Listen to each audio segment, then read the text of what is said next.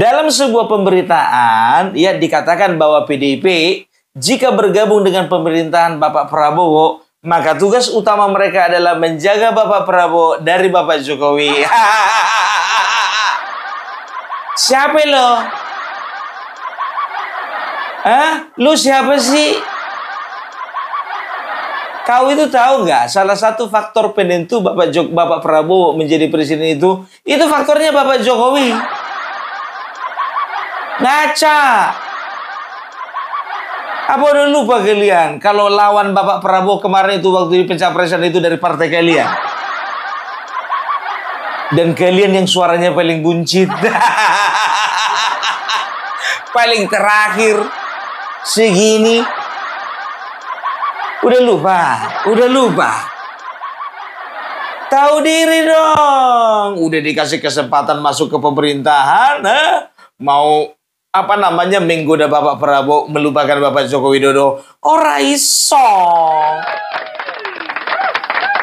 Kalaupun kalian itu masuk ke pemerintahan, contohnya ya, itu oleh karena kebijakan Bapak Prabowo ingin rekonsiliasi dengan semua kalangan, kan begitu, ingin rekonsiliasi dengan semua partai, kan begitu. Nggak ada urusan sama Bapak Joko Widodo. Kalau beliau dengan partai kalian itu cuma urusan antara partai Gerindra dengan partai PDIP. Tapi antara Bapak Prabowo dengan Bapak Joko Widodo itu melebihi dari saudara. Begitu. Makanya ngaca dulu. Tahu diri. Manusia itu kalau udah nggak tahu diri repot. Manusia itu kalau udah nggak tahu diri ngerepotin orang. Udah dikasih kesempatan ngelunjak. Supaya menjaga-jaga Bapak Prabowo jangan didekati Bapak Jokowi. Kenapa kalian panik? Panik kalian kan? Panik. Karena mereka tahu bahwasanya Bapak Joko Widodo itu masih memiliki power yang sangat besar gitu loh ya. Sampai sekarang kan kita bisa melihat bagaimana usaha manusia-manusia jahanam di sebelah sana yang mempertanyakan kepalsuan ijazah Bapak Joko Widodo. Menyatakan ijazah Bapak Joko Widodo palsu, kan begitu kan. Kalau aku bilang itu jahanam itu karena apa ya? Karena kita tahu ya sebodoh-bodohnya manusia gak akan pernah bisa jadi presiden orang yang gak punya ijazah. Kira-kira mereka tahu nggak kalau Bapak Joko Widodo ijazahnya asli? Tahu, tapi ada tujuan dan juga ada motivasi yang lain di balik itu semua. Pakai apa? Isu apa? Isu tambang, korupsi, nepotisme, abuse of power? Nggak bisa kan? Karena memang tidak ada yang terbukti yang dilakukan Bapak Joko Widodo. Kan begitu. Nah sekarang kalian coba-coba merenggangkan hubungan antara Bapak Prabowo dengan Bapak Joko Widodo. Nggak sadar. Kenapa? Guntur Romli tahu kalian dalam sebuah kesempatan mengatakan apa? Lihatlah itu Joko Widodo. Katanya setelah purna tugas dia akan kembali menjadi rakyat biasa, akan pulang ke Solo. Beliau itu purna tugas dari bulan 10, 11, 12, 1, 2, 3, 4, 5, 6. Ya, udah 8 bulan. Bapak Prabowo, Bapak Joko Widodo itu, ya, itu udah cukup 8 bulan di rumah aja. Dia itu nggak kebiasaan nganggur. Nggak terbiasa nganggur dia kayak Anies Baswedan, enggak. Nggak terbiasa nganggur dia kayak Ahok, enggak. Nggak terbiasa nganggur dia kayak siapa? Ganjar Pranowo, enggak. Dia itu harus pastikan dirinya itu bergerak. Tapi Partai Demokrasi, hak orang dong. Hak demokrasi seseorang dong. Mau dia stay di rumah, mau dia nimang cucu, mau dia menikmati hari-hari, mau menikmati masa tua, mau bikin partai politik, itu hak seseorang yang dilindungi oleh undang-undang. Ngerti kok Guntur Romli? Aku tahu dalam hatinya nih perasaan sial ini. Alah, Bapak Jokowi masuk pula ke PSI. Tahu kayak gitu nggak loncat aku ke PDIP. Udah loncat aku ke PDIP nggak jadi apa-apa pula. Coba kalau aku bertahan itu paling nggak jadi juru bicara. Nyesal kali aku. Cuma kalau di depan wartawan nggak kayak gitu dibilangnya.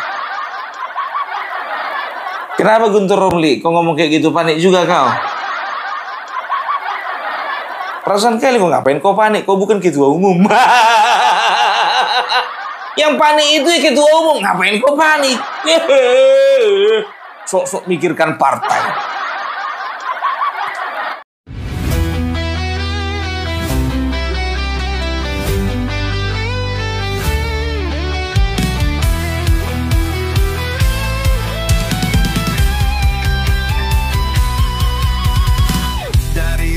Sampai ke timur, suara jujur kini bergema. Bukan cuma cari viewer, tapi kebenaran yang utama. Opung Parbelat kasih fakta, Agri Fanani pun semua nyata. Vicky Himpong jangan lupa, Blacker Majanang pencipta lagunya. Kami adalah YouTuber Nusantara, bersatu untuk lawan hoax bersama. Tak gentar terus berkabar untuk bangsa. Jadi begini ku bilang, kenapa PDIP panik ya, elitnya panik, ketua umum panik, karena mereka tahu ya Bapak Joko Widodo ini masih punya pengaruh besar. Ya, contohnya bagaimana? Dari mana kita bisa lihat aja hampir tiap hari ada aja orang silaturahmi ke rumah beliau. Itu contoh sederhana. Contoh sederhana. Ada pernah kalian lihat orang berbondong-bondong ke rumah Megawati? Ke rumah SBY? Ada pernah? Enggak pernah. Iya. Makanya, ya masyarakat itu nggak pernah bosan-bosannya bolak-balik ke rumah Bapak Jokowi. Opung Parbelat aja kalau dibilang katanya, Opung Parbelat, kau kalau misalnya disuruh 10 kali bolak-balik ke rumah Bapak Jokowi, bosan nggak? Enggak. Kan begitu, apalagi nanti Opung Parbelat bersama dengan teman-teman YouTuber Nusantara, kita akan berangkat bersama-sama dengan Bapak Joko Widodo ke IKN. Ya, Opung Parbelat tegaskan sekali lagi, tidak ada organisasi apapun, tidak ada partai apapun, dan tidak ada barisan apapun yang akan berangkat bersama-sama dengan Bapak Joko Widodo dan dengan YouTuber Nusantara. Kita hanya Bapak Joko Widodo dan YouTuber Nusantara dan juga fansnya Opung Parbelat dan YouTuber Nusantara. Bukan Opung Parbelat loh dan juga teman YouTuber Nusantara minta sama Bapak Joko Widodo supaya ditemani ke IKN. Tidak.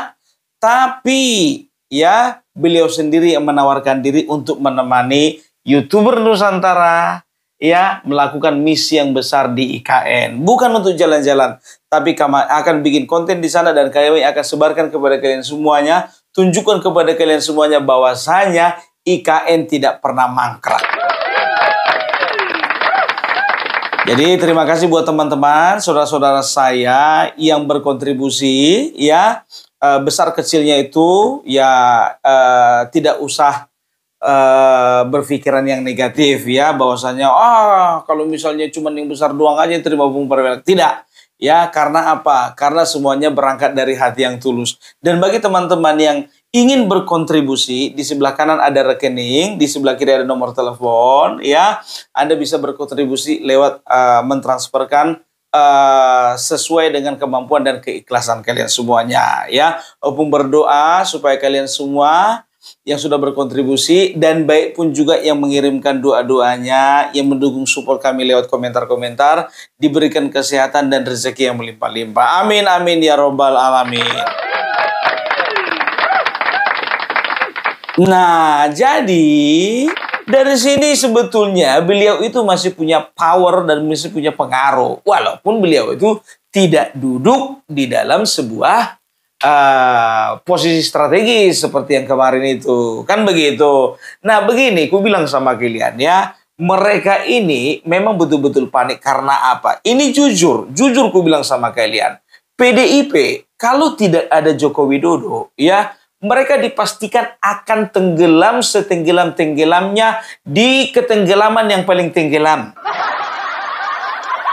Bayangkan kalian itu, tenggelam setenggelam-tenggelamnya di ketenggelaman yang paling tenggelam. Setenggelam apa itu? Ini logika begini, ya. Kita berangkat dulu dari tahun 1997. 1997 mulailah bergerak ini, ya, PDIP, ya. Kemarin itu mereka itu head to head memang dengan penguasa. Ya mungkin di awal-awal mereka ini memang betul-betul fight, kan begitu. Punya semangat juang yang luar biasa. Dan masyarakat menilai itu. Maka ketika tahun 1999 dilakukanlah pemilihan, ya. Kalau nggak salah waktu itu partainya 48. Banyak kali. Aku masih ingat aku. Walaupun waktu itu aku belum nyoblos, ya kan. Tapi aku masih ingat. Karena ramai kali di tempat kami. Bayangkan kalian 48 partai, 48 jenis bendera.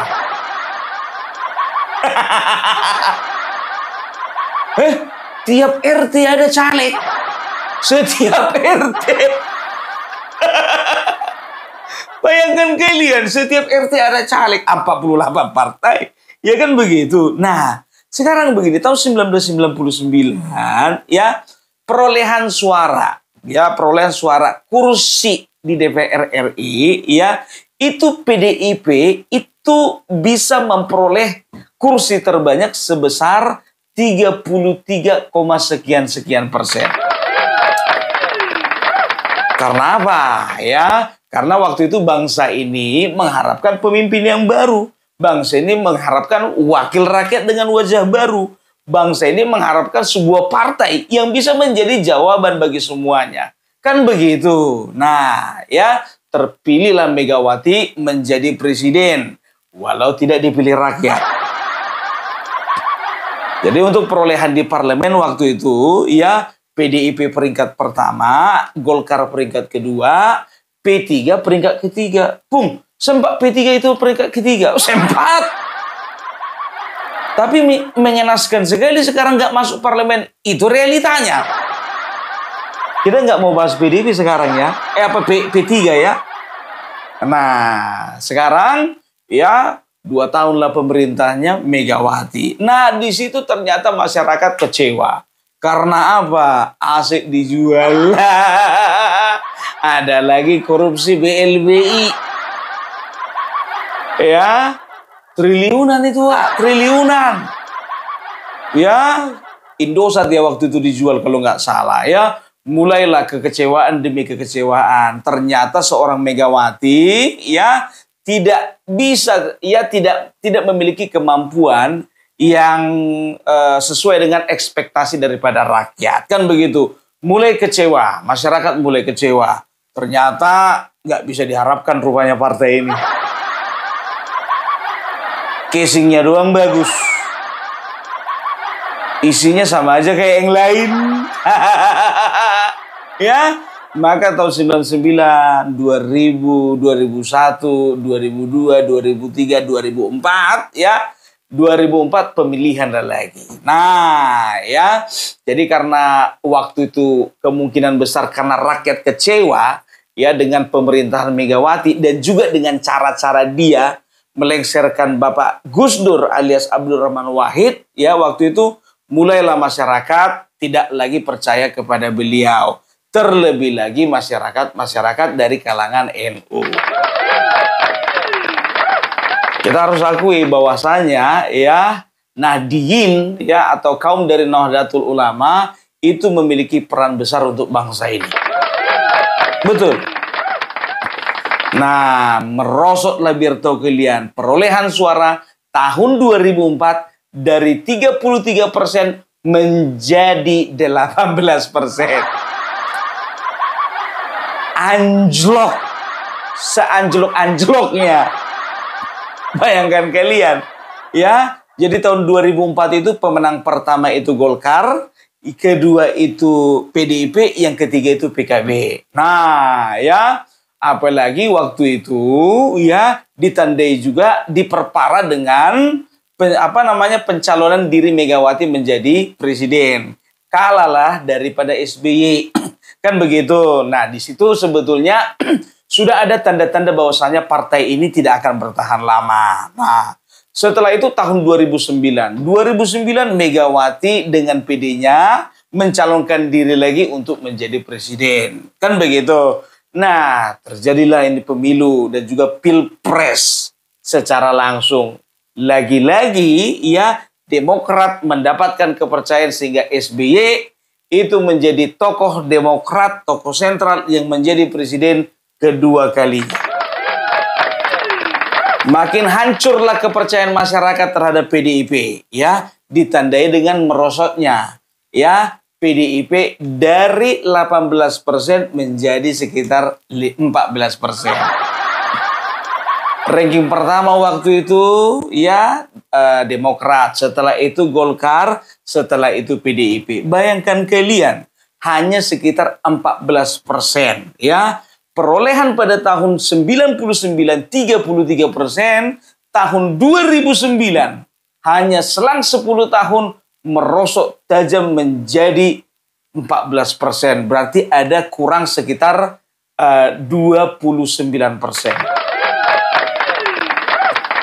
19% ya, 19%, sorry ya, 19% ya. Jadi mulailah putar kepala ini Megawati. Karena apa? Karena dia sudah coba dengan berbagai macam cara. Dia selalu mengedepankan dirinya untuk menjadi calon presiden ya. Tiba saatnya Pilpres tahun 2014 ya. Pilpres 2014 waktu itu bisa dikatakan dari Demokrat sudah tidak ada lagi tokoh yang itulah kesalahan Demokrat ya. Mereka itu karena memang bisa dikatakan walaupun ini partai nasionalis tapi bisa dikatakan ya ini partainya SBY gitulah. Jadi SBY tidak mempercayakan gitu loh, tidak mempercayakan atau tidak mengkaderisasi siapa the next presiden dari Partai Demokrat. Sayangnya di situ, kan begitu. Nah, majulah di sinilah kesempatan untuk PDIP mengambil panggung dari Demokrat. Kan begitu.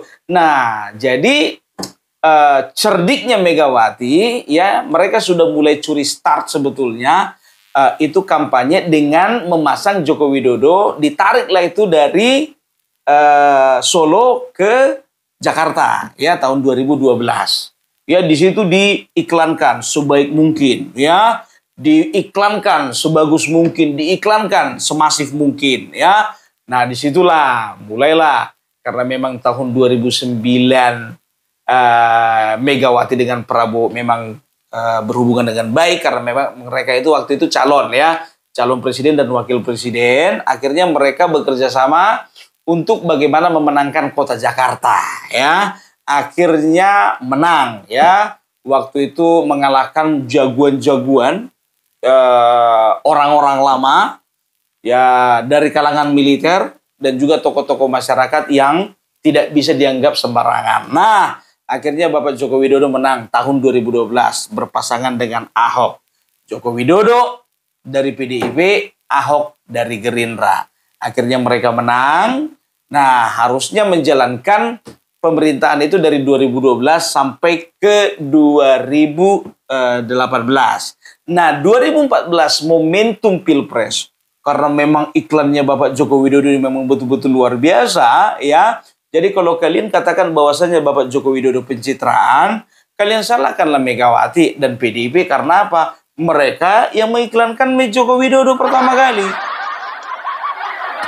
Kan begitu kan? Nah, setelah sudah terbentuklah brandingnya Bapak Joko Widodo ini, akhirnya pilih punya pilih, timbang punya timbang. Tadinya Megawati kepengen lagi mencalonkan diri gara-gara penasaran. Sama seperti Amin Rais kepengen juga gara-gara penasaran. Nah, di sini adalah menjadi sebuah kontemplasi yang dalam bagi seorang Megawati. Kalau aku maju, kegagalan bisa lagi terjadi.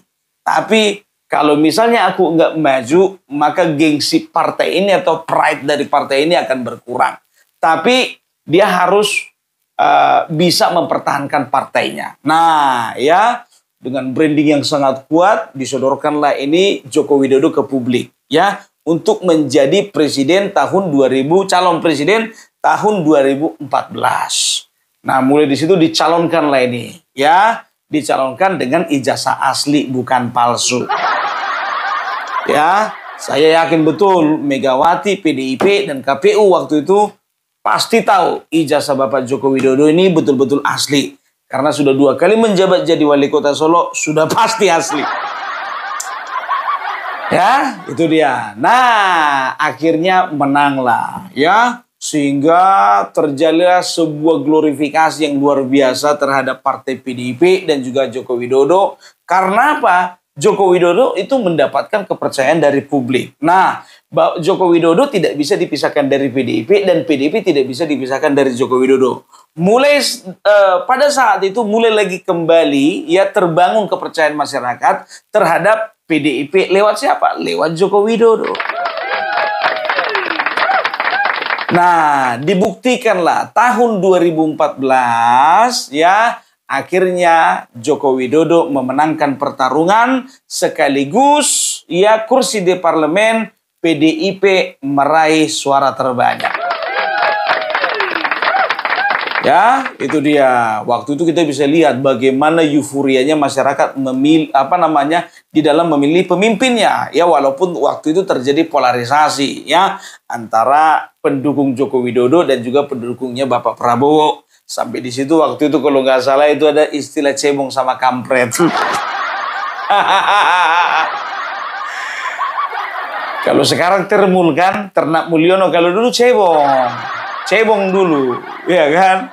Nah, setelah itu ya dilihatlah bagaimana Bapak Joko Widodo itu melakukan pekerjaan dengan baik, pembangunan di mana-mana, ya dengan branding yang sangat kuat dan juga ya buzzer-buzzer yang dibayar oleh PDIP. Seperti siapa namanya itu? Deddy Siregar.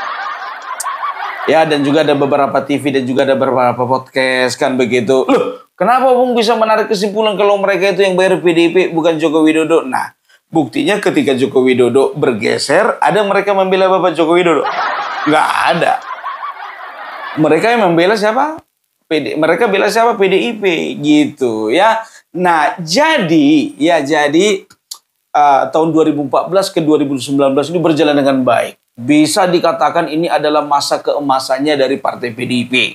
Ya, itu dia. Tapi sayangnya kontrol daripada Ibu Megawati terhadap Joko Widodo ya memang agak terasa gitu loh. Makanya Bapak Prabowo sekali lagi ya bertarung melawan Joko Widodo ya.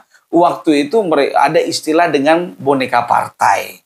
Ya, karena melihat bahwasannya kontrol dari Megawati terhadap Bapak Joko Widodo ini memang sangat kuat gitu. Ternyata kalau dipikir-pikir iya juga sih. Ya, 2019. Nah, ini kan masyarakat kan puas nih dengan kinerjanya Bapak Joko Widodo. Pertarungan sengit kembali lagi ya antara pendukung Joko Widodo ya Bapak Joko Widodo dengan Ma'ruf Amin.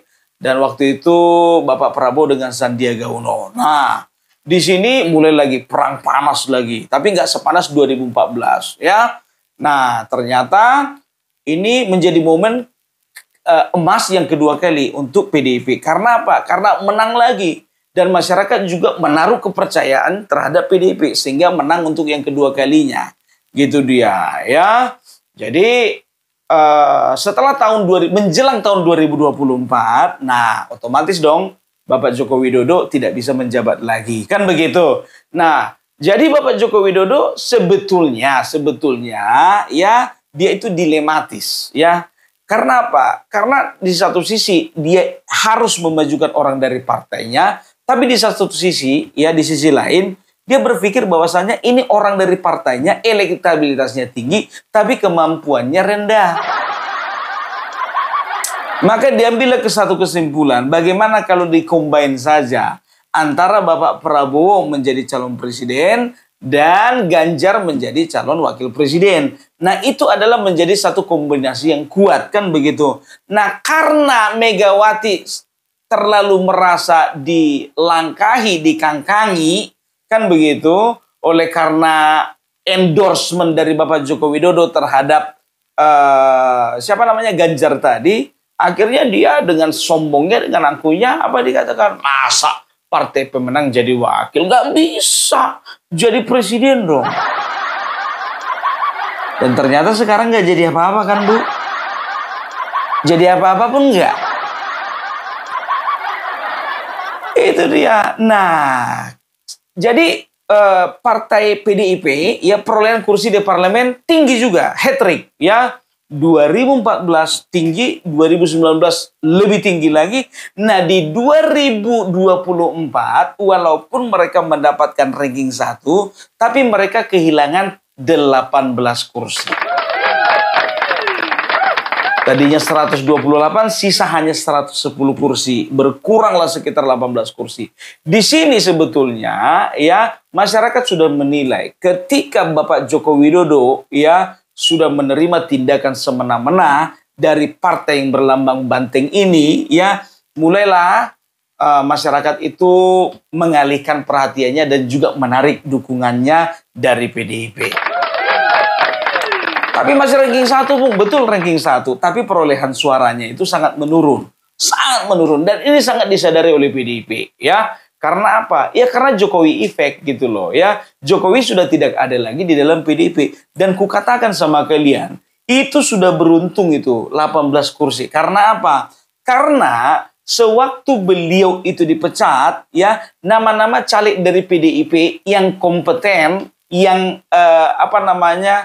yang bisa dikatakan potensial dari segi ketokohan atau keuangan atau keorganisasian ya itu udah terlanjur masuk melalui gerbong PDIP gitu loh. Jadi orang-orang yang sudah membranding dirinya seperti Bapak Joko Widodo sudah terlanjur masuk ke PDIP. Kan begitu ya. Sementara Bapak Joko Widodo sudah tidak di PDIP lagi. Nah, bisa dikatakan masyarakat kan memilih caleg ya. Kalau untuk DPRD tingkat 2 mereka mencari caleg di tingkat kabupaten. Begitu juga DPRD tingkat 1 ya masyarakat provinsi secara luas kan begitu. Dan bisa dikatakan untuk mencari atau memilih caleg ini itu biasanya yang kenal-kenal saja. Pasti itu ya. Kalau misalnya contohnya, dia nggak suka dengan partainya PDIP. Tapi karena itu temannya, itu kawannya, itu keluarganya, itu adiknya, itu bapaknya, itu tetangganya. Mau nggak mau dipilih. Ya kan? Dan otomatis suara yang masuk kepada caleg tersebut itu pasti masuk ke partai. Ini sangat disadari oleh PDIP. Sangat disadari ya. Karena Jokowi efek ini. Nah sekarang ya PDIP tidak bisa dikatakan tidak takut dengan PSI. Sekarang mereka hanya sekedar menghibur diri. Dan sekarang mereka sedang was-was. Karena apa? Mereka sudah pengalaman. Ketika mereka berdampingan berdiri dengan Bapak Joko Widodo. Disitulah kepercayaan masyarakat berbondong-bondong. Dan juga kepercayaan masyarakat sangat besar terhadap partai itu. Nah itu yang mereka takutkan. Ketika Bapak Joko Widodo berdiri, hadir di tengah-tengah PSI, apalagi sempat beliau menjadi ketua umum, maka PSI menjadi kekuatan besar yang tidak bisa dianggap remeh. PDIP sadar itu karena ini sosok sangat dicintai masyarakat, sangat dicintai rakyat. Ku bilang sama kalian, kita nggak perlu taruhan. Lihat nanti, perolehan suara mereka pasti akan merosot lebih tajam lagi dari tahun 2024, tahun 2029. Kalau mereka nggak berubah, ya makanya aku katakan kalau mereka mau berubah, ada wajah baru, ketua umum baru, ada warna baru, ada sistem baru. Ya ini sangat menolong. Tapi kita lihat bagaimana, ya sekarang PDIP tetap ya dengan gengsinya, PDIP tetap dengan arogansinya, PDIP tetap dengan pola-pola permainan lamanya. Udah nggak seperti itu lagi, gitu loh. Ya sementara di sini Bapak Joko Widodo sudah menentukan sikap. Ini sudah menentukan sikap loh. Kalau sudah dikatakan katanya saya di PSI saja, itu sudah menentukan sikap. Bahwasanya Bapak Joko Widodo serius untuk membesarkan PSI. Kalian perhatikan beberapa videoku tentang PSI, ya. Terserah kalian mau katakan aku cek ombak atau enggak, ya. Banyak komentar mengatakan seperti ini. Kemana Bapak Joko Widodo, ke situ kita pergi. Mengerikan.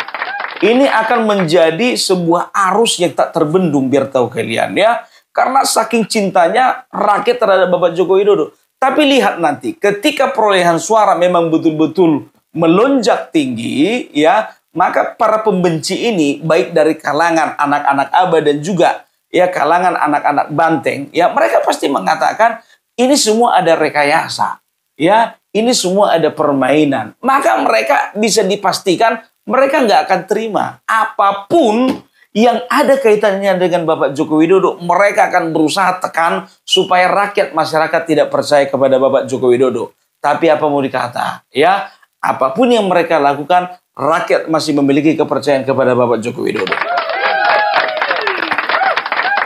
Makanya aku katakan, ya, terima kasih buat Rismon. Terima kasih buat Roy Suryo. Terima kasih juga buat Dr. Tipa. Karena apa?